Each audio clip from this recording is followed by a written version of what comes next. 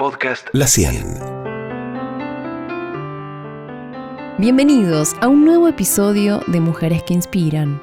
Hoy vamos a hablar de una mujer que marcó la historia de la humanidad.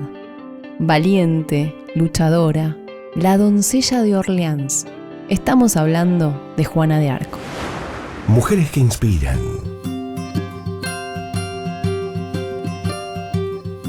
No se conoce con exactitud el año de su nacimiento, pero según algunos historiadores, se cree que fue en 1412. Juana de Arco nació en la aldea de Domremy, en el noroeste de Francia, lugar que actualmente lleva el nombre de Domremy La Pucelle en su memoria. La Pucelle significa doncella. Fue fruto de la relación de Jacques d'Arc e Isabelle Romée. Su padre era un agricultor que se encontraba en muy buena posición económica, ya que tenía tierras y además ocupaba cargos públicos. Su madre se dedicaba principalmente al oficio de girar la lana en la rueca, además de realizar todas las actividades que implicaban vivir en el campo. Juana era la número 4 de sus 5 hermanos. Durante su infancia recibió una educación religiosa católica y junto con su madre se pasaban varias horas ordeñando vacas y esquilando ovejas. Su madre aseguró una vez que al nacer Juana sintió una conexión especial y angelical que no había sentido con ninguno de sus otros hijos.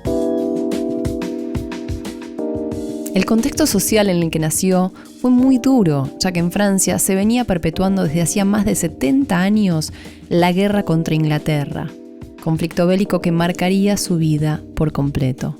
Cuando Juana tenía apenas 3 años, los ingleses habían logrado una importante victoria en Agincourt.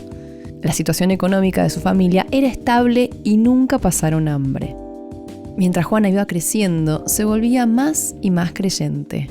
Rezaba religiosamente todas las noches y desde muy pequeña pedía que se terminara la guerra, ya que toda su vida transcurrió dentro del conflicto bélico. A medida que iba creciendo y tomaba conciencia de la situación, su estado emocional se volvía más y más vulnerable, porque no toleraba la idea de pasar todos los años de su vida en medio de una guerra. A sus 12 años aproximadamente, Juana comenzó a tener visiones de un arcángel. Las mismas eran muy fuertes y le invadían el día y la noche. Un día decidió contárselo a su amiga de la escuela Jaupiet, y además le contó que su cuerpo no podía aguantar más el sufrimiento que le causaban los ingleses a ella y a toda la nación. Sus visiones y las voces que ella escuchaba eran confusas, hasta que un día finalmente sintió que era más que una simple voz y se convirtieron en mensajes claros en donde le decían a ella que era la enviada para acabar con la guerra. Cuando Juana le confesó a todo lo que estaba pasando, una monja llamada Madame Garbaz intentó hacerla razonar, pero ella no se daba por vencida y le decía a su mamá que quería hablar con el rey y comentarle las visiones que estaba teniendo. Al principio nadie confiaba en su palabra porque era simplemente una niña y en definitiva todos tenían celos de sus visiones. Juana finalmente logró explicarle al rey que ella tenía la misión divina de salvar a Francia. Un grupo de teólogos aprobaron sus peticiones y se le concedieron tropas bajo su mando, con las que condujo al ejército francés. Ella mandó hacer una bandera blanca con los nombres de Jesús y de María. Juana no combatía contra los ingleses, pero iba delante de las tropas, de los soldados, con su bandera y les daba ánimo. Ellos luchaban como héroes y lograron expulsar a los asaltantes de la zona. Primero liberaron Orleans y luego se dirigieron a otras ciudades que también pudieron liberar. Juana era incapaz de herir a nadie, pero iba al frente del grupo, animando a los combatientes e infundiéndoles entusiasmo.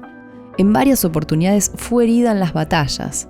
A pesar de esto, seguía convencida que su presencia ahí era lo fundamental para la salvación, ya que era el mensaje que le habían enviado los arcángeles. Luego de numerosas victorias, el rey Carlos VII fue coronado jefe de toda la nación, gracias a la gran ayuda de Juana. Sin embargo, no todo fue felicidad. Fue ahí en donde la envidia superó todo el amor que habían sentido hacia ella y lo volcaron en su contra. Varios empleados de la corte del rey tenían unos celos tan profundos hacia Juana, creían que ella podría llegar a ser demasiado importante, que comenzaron a hacerle vacío. Todavía quedaba algo muy importante por conquistar, que era París, que permanecía en poder del enemigo.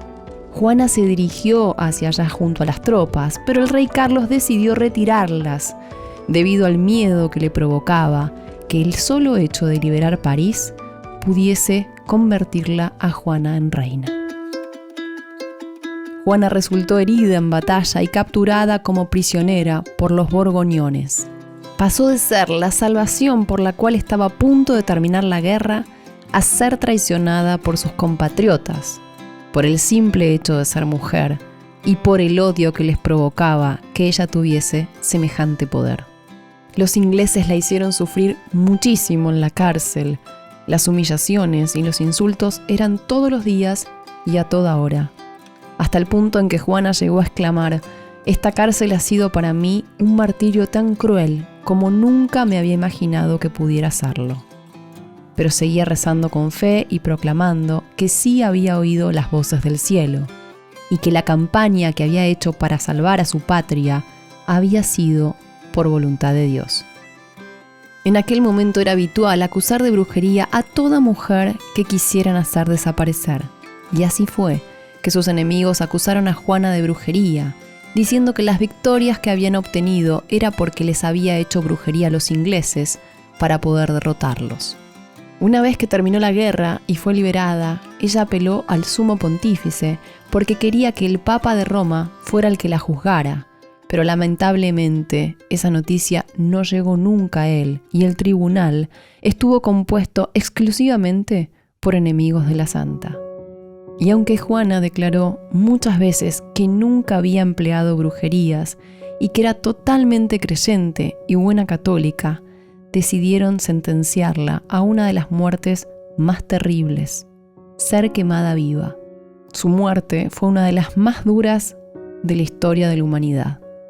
Encendieron una gran hoguera, la ataron un poste y la fueron quemando lentamente. Ella falleció a sus 19 años rezando y mirando su crucifijo. Su familia quedó totalmente devastada, principalmente su madre Isabel, quien se encargó el resto de su vida de restaurar el nombre de su hija. Tuvieron que pasar 23 años de su fallecimiento para que pudieran reabrir el juicio que habían hecho contra Juana. Fue el Papa Nicolás V quien decidió poner de vuelta en marcha la causa. Jean Brehal dirigió el caso y condujo la investigación. El proceso fue muy largo y si bien la madre de Juana estaba cada vez más mayor y cansada, aún así asistía a todas las sesiones porque lo único que le importaba era morir sabiendo que el nombre de su hija había sido reivindicado. Isabel viajó a París para visitar la delegación de la Santa Sede. A pesar de que tenía 70 años, dirigió la asamblea con un discurso emotivo. Ella dijo: «Tuve una hija, nacida en matrimonio legítimo, fortificada dignamente con los sacramentos del bautismo y confirmación, y criada en el temor de Dios y el respeto a la tradición de la Iglesia». Y acabó diciendo, sin ningún tipo de ayuda concedida a su inocencia en un juicio pérfido, violento e inicuo, sin pruebas razonables, ellos la condenaron de forma repudiable y criminal, acabando con su vida cruelmente por el fuego. Luego de eso, el Tribunal de Apelaciones revocó la condena del 7 de julio de 1456. El Papa Calixto III nombró una comisión de juristas, los cuales declararon que la sentencia de Juana fue una injusticia. El rey de Francia la declaró inocente y el Papa Benedicto XV la proclamó santa. Juana fue una persona elegida, tuvo una visión que ayudó a que su país terminara la guerra. Esa misma visión le costó su vida por las envidias ajenas, por los maltratos de los hombres. Pero ella nunca dejó de luchar, nunca perdió su fe. Hasta el último día estuvo firme con sus creencias y aceptó la cruel muerte que le condenaron. Juana de Arco falleció con tan solo 19 años. A pesar de su breve paso por este mundo, llegó a ser una mujer que inspira hoy en día y a la cual Francia ni el mundo entero jamás olvidará.